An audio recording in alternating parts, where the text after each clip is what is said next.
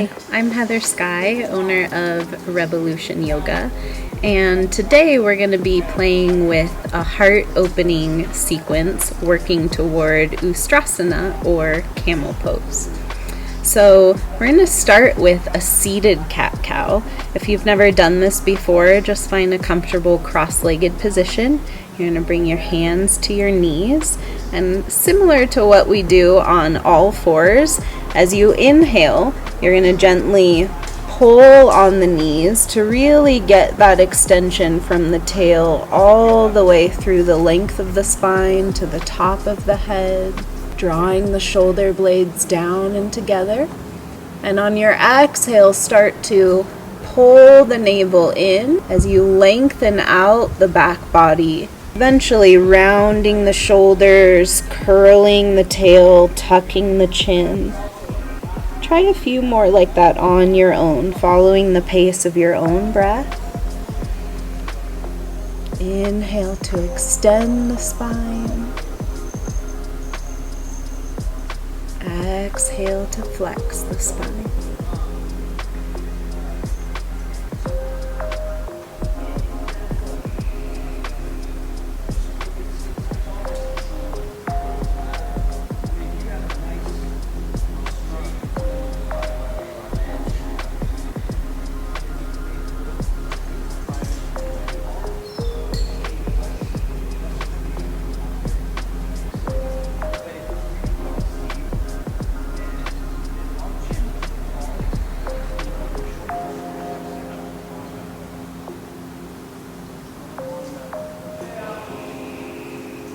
Then come back to finding a neutral, upright position. And you're going to interlace your fingers all the way into the webbing. So you want to kind of push the fingers together, but then you're going to pull the shoulders apart. So you have this sort of push-pull of opposing forces. And we're really going to be moving from the rib cage here. So this is a different type of undulation. And as with learning most new things, if you haven't done this before, it takes a little adaptation period. First, new things can feel a little awkward. You're not quite sure what you're feeling if you're doing it the right way, the wrong way. But we're really using this as a way to open all of the components that support the heart. The spine, the rib cage, the shoulders. Keep following your breath.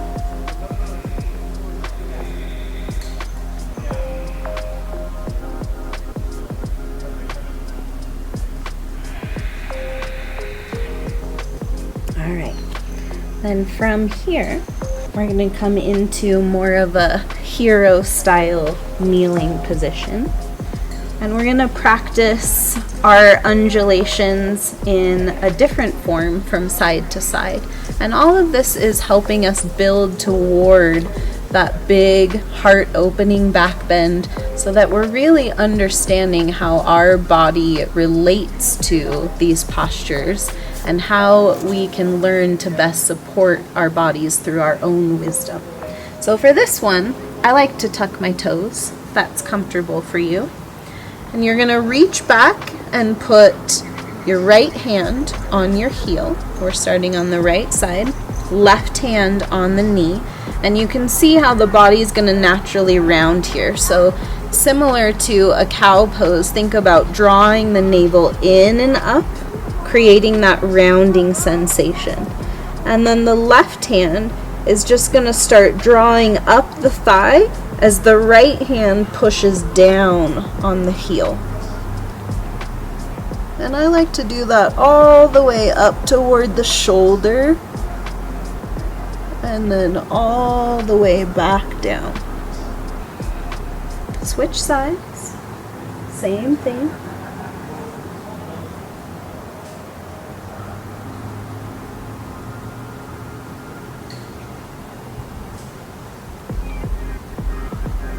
Each time you can make that movement a little bit bigger as you start to figure out your body through these postures and positions, always following your breath.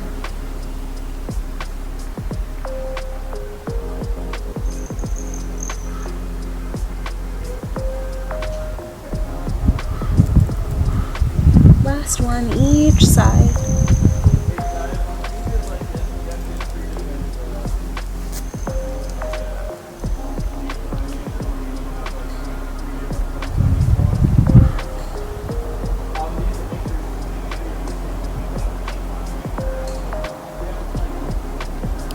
And then from here, either toes tucked or untucked, we're going to kind of work through this same movement but bringing it together before we go into the actual setup of Ustrasana.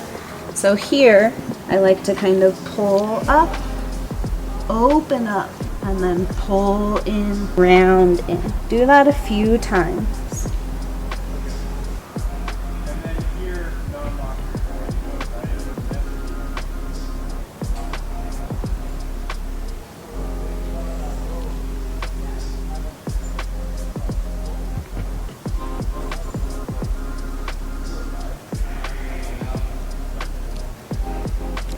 Now we'll set up a few different variations of Ustrasana, camel pose. So again, the feet can be untucked, flat top of the foot if that's something that's comfortable for you. If you tuck the toes, that just gives you an extra balance point. It gives you a little more stability. So we're going to start by bringing the fists to either side of the sacrum.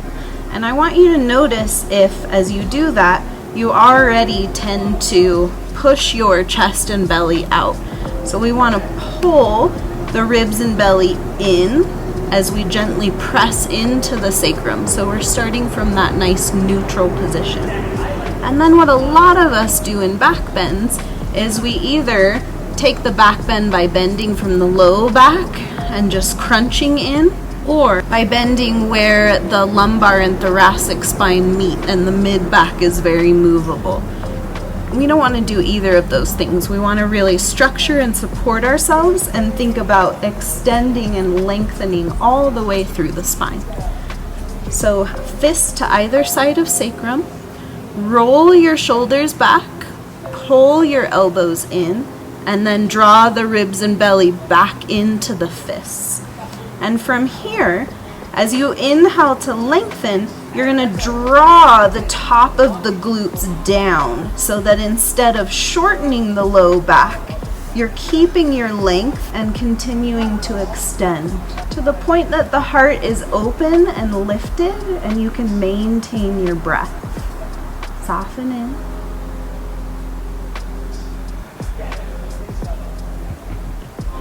And then pull the ribs and belly in to come back up with a strong core so the back isn't compromised. We're going to try this same thing now with open hands on your back pockets. Exact same idea. So you can just try these different options on to see what's working best for you. Roll the shoulders back, elbows in, pull ribs and belly toward the hands. And then gently press the glutes down as you continue to extend, lift and open the heart all the way up through the top of the spine, top of the head, and find your place to land. Breathe.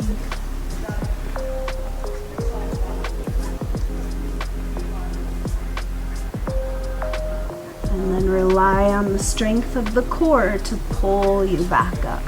All right, one more. We're gonna go for the full thing here. So you can start with your hands in either of those positions, hands on hips, hands at heart center. That doesn't really matter, but we're after the same result. So try setting yourself up here.